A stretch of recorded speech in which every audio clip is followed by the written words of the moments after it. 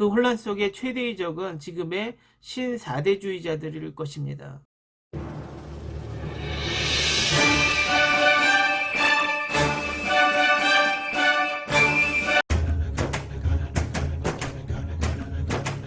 안녕하세요. 정치를 품격 있게 풀어드리는 정치클래스TV의 심상만입니다. 오늘은 사전투표 조작 음모를 청와대 청원이 아니라 백악관의 청원을 하고 있는 얼빠진 정신 나간 인간들에 대해서 이야기를 해보겠습니다. 일단 본론으로 들어가기 전에 우리가 알고 있는 보수의 개념과 극우의 개념을 정리하고 들어가겠습니다. 사전에 보수주의는 소중한 전통적인 가치를 수호하고 사회 질서의 유지와 안정적인 발전을 추구하는 정치적 이념이라고 이야기를 하고 있습니다. 극우라는 개념은 급진적 우파라는 개념으로 우익적인 개인, 단체, 당파 세력을 가리킨다고 합니다. 수구파란 정치, 경제, 문화 면에서 변화를 원하지 않고 기존의 것을 고수하려는 집단을 말한다고 합니다. 그리고 마지막으로 사대주의란 대국을 섬기는 사상을 의미한다고 합니다. 일단 제가 이 사상의 개념을 정리한 것은 뒤쪽에서 그 이유를 설명해 드리겠습니다.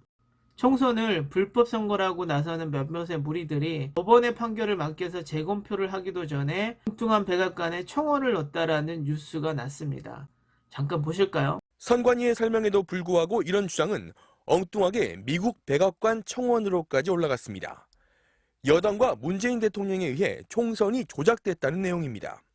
지난 18일 올라온 백악관 청원에는 지금까지 2천여 명이 몰려 서명한 상태입니다. 도대체 얘들은 대한민국의 주권을 갖고 있는 한국 사람인지 미국의 영주권을 가지고 있는 미국인인지 구분을 할 수가 없고 정말 민주주의 국가인 대한민국의 국격을 모조리 깎아내리는 매국노가 아닌가 생각할 정도로 천박한 짓을 하고 있는 게, 저런 애들은 정말 미국이나 일본으로 이민이라도 갔으면 좋겠습니다. 뭐 덜 떨어진 유튜버 중에서도 이런 생각을 가지고 있는 애들도 있으니까요.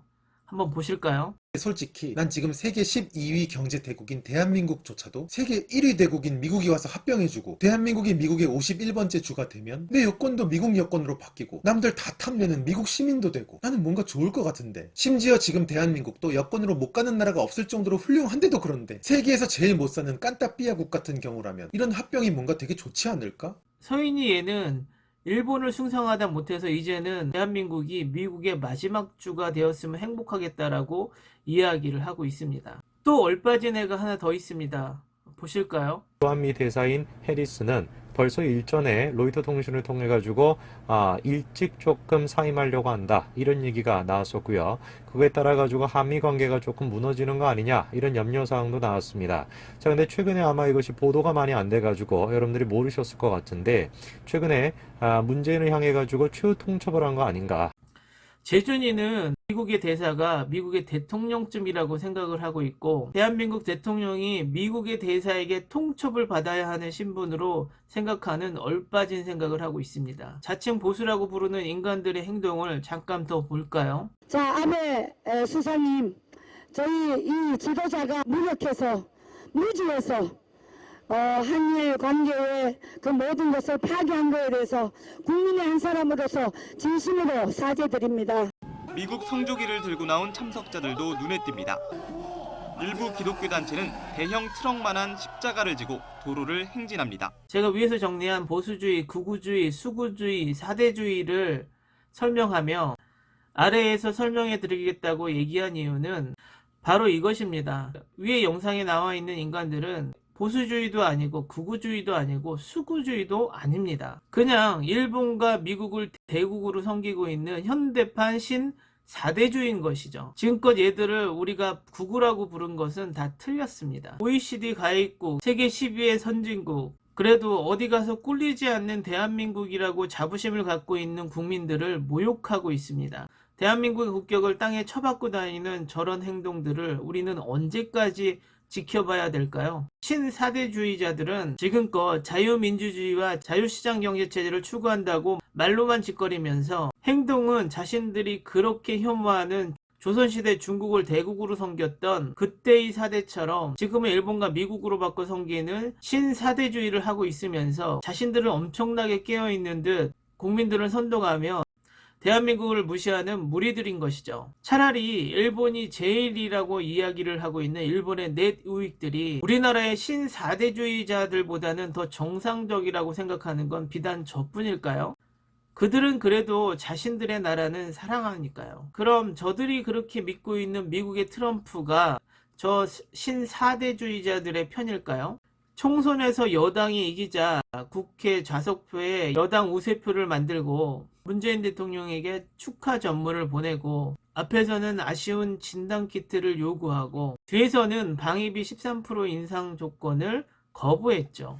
그거 아시나요? 미국의 방위비는 해마다 남고 있고 남은 금액으로 이자 장사를 해서 해마다 3천억의 이자 수익을 얻고 있다는 것이요. 결국 미국의 트럼프는 좌파 편도 우파 편도 그리고 신사대주의자들의 편도 아닌 철저하게 미국을 우선하는 미국 우선주의, 미국의 실리주의자인 것입니다. 저 신사대주의자들이 진정한 보수라면 저 방위비 문제만은 철저하게 대한민국의 이익에 부합되는 것이기 때문에 자신들이 먼저 문제를 삼고 나서야 하는 것이 진정한 보수인 것입니다.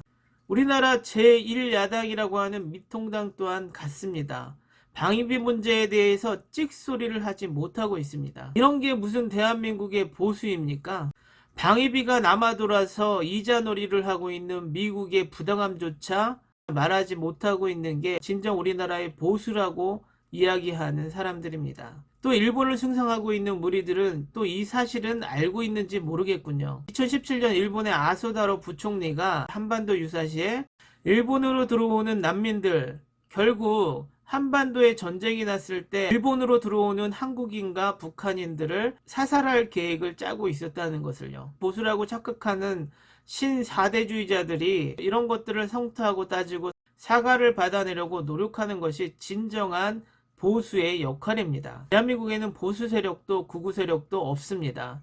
대한민국에는 진보와 신사대주의자들만 남아 있습니다. 어제 김정은 위독이라는 타이틀로 뉴스가 도배가 되었습니다. 한반도의 유사시를 대비해서 주변국들은 시나리오를 짜고 있습니다.